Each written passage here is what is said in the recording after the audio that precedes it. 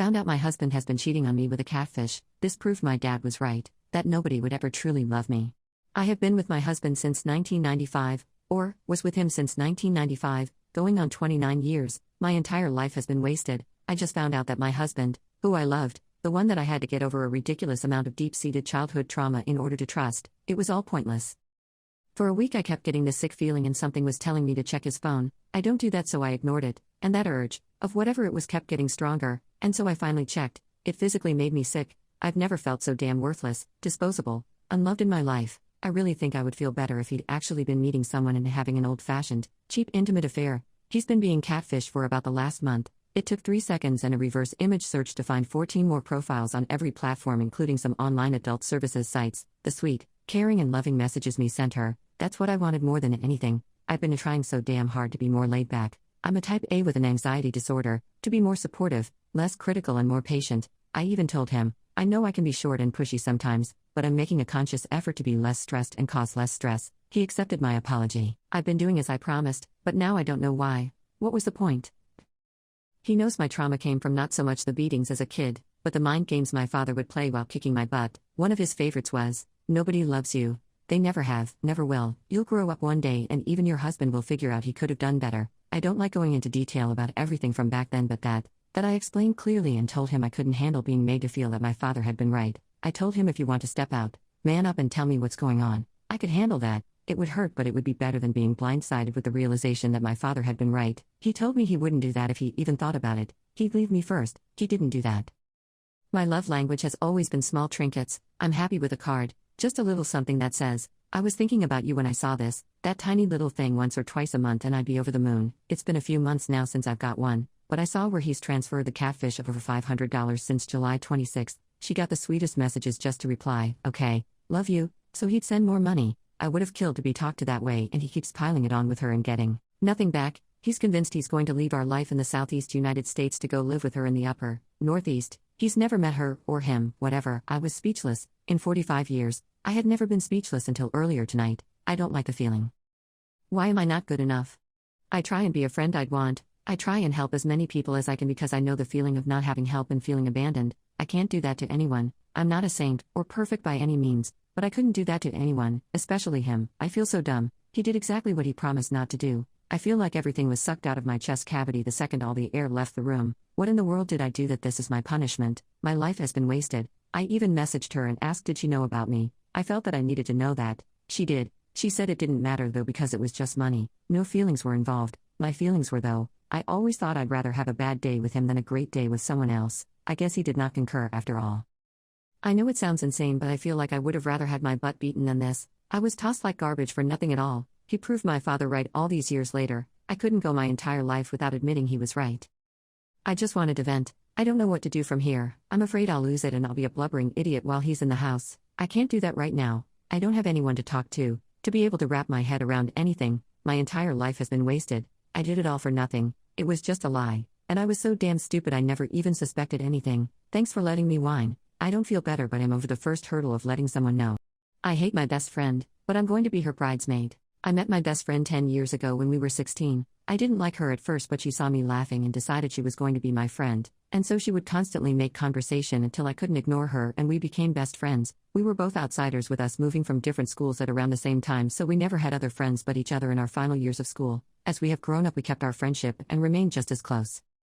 About 4 years ago I met this boy named Jacob. He was my first boyfriend. I've never been pretty, so he was the first guy to show me attention outside of hookups. He took me on my first proper date. We started to plan moving in together and discussing our future. I was truly happy. But then after a year he said words that made my stomach drop. He asked me if I would mind and if he could start dating my best friend.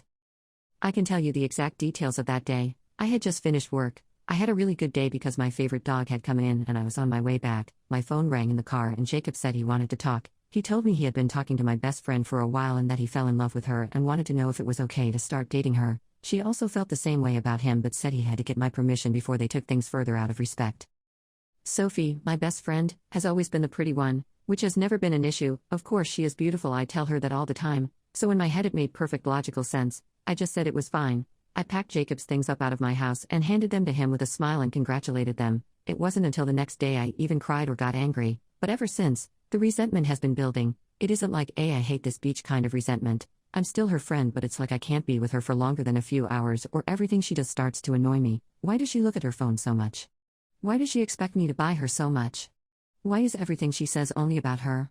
Why does she talk over everyone? You know? Just those tiny things you used to ignore become unbearable, so I have to make an excuse and go. Well, now 3 years after the breakup they are getting married, and she wants me to be head bridesmaid. I don't want to say yes. The thought makes me feel sick. I hate my best friend so much I don't want to be a part of her wedding, but I know I will say yes, because if I say no, it will make her unhappy and I become the bad guy. So I'll be the head bridesmaid whose one and only boyfriend left her for the bride, and I'll smile and act happy. Maybe the universe will have mercy and have a truck run me over on the way to the rehearsal dinner or something. Update. So I will not be saying yes or no. I think I'm going to just ghost them. I'm moving states anyway, and I can move up the date from mid-next year to February if I want. I know they will talk crap about me behind my back, but I don't care anymore. I won't be able to hear it. I'll be a 3-hour plane right away. I will also block them on everything. They also don't know I'm moving because they never asked or cared enough to know. So sucks to be her when she finds out. Because if I don't say no to being bridesmaid, she will assume yes, and so she will be planning as if I'm involved, even if I don't join in. Minor update. I spoke to my boss at my new job about moving up the date of my move to early next year, and they said I can move the date up to late November if I want. Because of the December rush, they will need an extra pair of hands, so I will be gone by the end of the year. I have 2 months to go house hunting and get my stuff down south. Wish me luck. Have you ever had a first date that gave you the chills? What happened? I'm 29 female, and while I'm well traveled and have been around quite a bit, I do occasionally make some pretty rookie mistakes. My fault, and I make no excuses.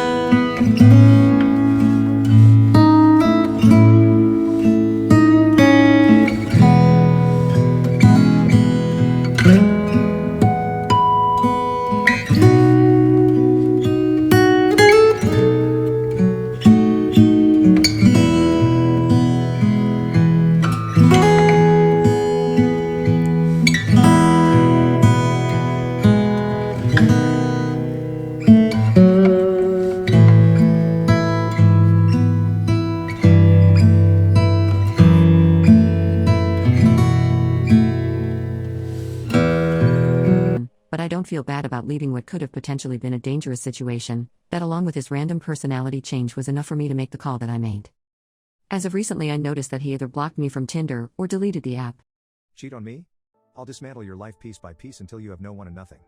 My girlfriend of 5 years at the time and I were going through a rough patch. I had just entered my last year of medical school and was always busy. Even though we lived together, we never really spent time together anymore. Because of the sudden lack of free time, she got very lonely. She would tell me all about the conversations she had with these people, and at the time I was happy because it meant I could spend more time on my studies and I wouldn't feel bad about being unable to spend time doing things with her. One day she told me she got into role-playing. At first, I was a little weirded out, but she assured me that it was entirely innocent and platonic. She even invited me to watch it. I could tell she was really excited and having a good time, so I pushed aside my feelings because I still felt like I was wronging her. One day, she told me about this guy she met online. He was funny and smart and I would like talking to him. She and he became best friends very fast. They exchanged phone numbers and they would text all the time. I didn't think too much of it, because she had my very deepest trust, and honestly I didn't have time to think anything about it. This went on for a few months. Eventually, she started changing, although it was so slow I didn't notice. She stopped telling me about what went on online, she was never more than an arm's reach from her phone, and she changed her passwords on all of her devices. I was so afraid of losing her, I didn't push anything or ask about why she was changing. I figured it was all my fault because I was unable to spend time with her. One day though, I decided I needed to change for her benefit. I talked with my doctor and got my prescription changed. I was able to focus much better, and as such we were actually able to do things again. She was ecstatic, and our relationship improved fivefold. Everything was going great until the revelation. One day, while studying, my laptop crapped out on me. I asked if I could use hers, and although she was hesitant, she let me use her laptop, although she never gave me the password. Even though this was normal at this point, I could still tell something was off. Despite this, I was too focused on my work to care. Right as I was finishing up, a Skype message came up. It was her friend from online, the one she constantly texted. I realized at that moment that I never heard about what happened between them anymore. I'd completely forgotten about him. I opened up the chat window and started scrolling up. What I saw floored me. I quickly installed a remote access Trojan, downloaded the Skype chat logs, and gave her laptop back like nothing happened. She didn't notice a thing. Later on, I opened her chat logs, and to this day I wish I hadn't. I wish I just broke up with her then, but my curiosity got the better of me. For months they had been sending explicit messages to each other. They'd webcammed for hours in the messages I saw. She said things to him she'd never said to me. She called him her master. When he got mad at her, she begged for his forgiveness. I discovered she had started paying for his internet and phone bills because she couldn't stand to be without talking to him. And it wasn't just intimate messages. They also sent truly heartfelt messages to one another. Love was tossed about frequently. She said the only reason she hadn't left me is because I gave her whatever she wanted. I was instantly nauseous, my vision narrowed, my heart started pounding, and my blood ran cold.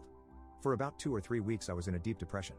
Here she was, sending him all these messages, but she seemed so happy with me. I had no idea what I was going to do. One night though, something just snapped. I wasn't going to stand for this, and she needed to pay. Developed a multi-step plan for revenge. I lost something that night. I no longer trust anyone else, nor do I really feel strongly about anything anymore. Using the data I got from the keylogger, I accessed her Skype account and started sabotaging their relationship. I would act as her. I acted belligerent, scheduled webcamming sessions, and then would not show up. I told him not to text her phone because I was getting suspicious. Luckily, he was the type to get angry easily. Furthermore, he knew nearly all of her close online friends, oftentimes better than she did. One day she came to me, tears in her eyes, and told me that all of her friends had, for some reason, started hating her. She was crying because she was all alone, but I assured her that we still had each other. Now, all of our free time was spent together again. Our relationship grew ever stronger, or so she thought. I also started lifting weights. I started cooking high-calorie meals, and she ate whatever I gave to her. Whereas we both ate around 2,000 calories a day before, now we ate 3,500 calories per day. I gained a lot of muscle, and she just gained a lot of fat. After 9 months, I was in better shape than I'd ever been, and she was in the worst shape of her life. I reassured her that I still loved her for who she was, though, and she seemed content with it. After she had gained around 40 pounds, I bought anti-smoking patches, and I applied them to her in her sleep and took them off before she woke up. This literally got her addicted to me. Whenever I was away for a few days I would get texts and calls where she seemed like she was on the verge of breaking down. Because of her weight gain, she found it difficult to do her job. She would always come home dead tired, and in pain. I helpfully suggested to her that she quit her job. I could easily support both of us on my residency salary. She took that suggestion and took it fast. She walked out of her job the very next day. Now over a year had passed since I learned she was cheating on me. At this point, she was out of a job, very overweight, and still friendless. She was dropping hints about a ring, and I thought it was the perfect way to finalize my revenge. We went shopping for a wedding ring, and I made sure to get the ring with a 60-day return policy. I proposed to her later that week. I was able to convince her to sign a prenuptial, making sure that we all got our own stuff and the ring would get returned, by withholding the nicotine patches and putting her through withdrawal, thus weakening her resolve. Her parents were overjoyed, as they loved me like a son at this point. After a month of being engaged, I confronted her about it and she started breaking down. I instantly broke off the engagement, ignoring her threats of unaliving herself. I regretfully told her parents about what she had done. At first, they didn't believe me, until I showed them the logs, and they were horrified. They apologized for their daughter's actions, saying she wasn't brought up this way, and that she would no longer be welcome in their house. Our friends quickly learned on Facebook, and they universally rejected her. It helped that I acted heartbroken and depressed. At this point, she was now homeless, friendless, jobless, without family, in poor physical shape, and addicted to cigarettes. I stopped talking to her, but from what I can tell she got on Social Security to make ends meet. Last I heard, She got arrested for substance charges. I am now a practicing physician and have plenty of close friends. I don't regret a single thing I did. Am I the a-hole for telling my parents they always favor my sister over me? I, 18F, have been paying all of my stuff since I started working at 15. From that moment on, my parents didn't give me money, nor did I ever ask them to give me money. Now for background, we are well off. My parents own 2 houses, one we live, another one is rented out, and they both have income. I am a full-time student and I'm trying to start my SMMA business. I have $8K savings and I lent my dad $2K 2 years ago. I asked my dad if he could repay me the $2K as that was our agreement so I could invest in my business. He said I should use my own money for my savings and that he would repay me later. I asked my sister 20F if she could repay me the $250 that I gave her 3 months ago. When I gave her the money, she said she would repay me after 1 week. She said she didn't have the money. Now the reason I don't want to use my saving is because I just turned 18 and have to pay health insurance. I want to pay the whole year at once so I won't have to worry about it later. I take driving lessons and I have to pay that next week. I have to pay school tuition in 5 weeks. This all combined is going to cost me $4K at least. And on top of that, I have other costs as well. I pay everything myself, and I have been saving this money since I was a little kid for my allowance.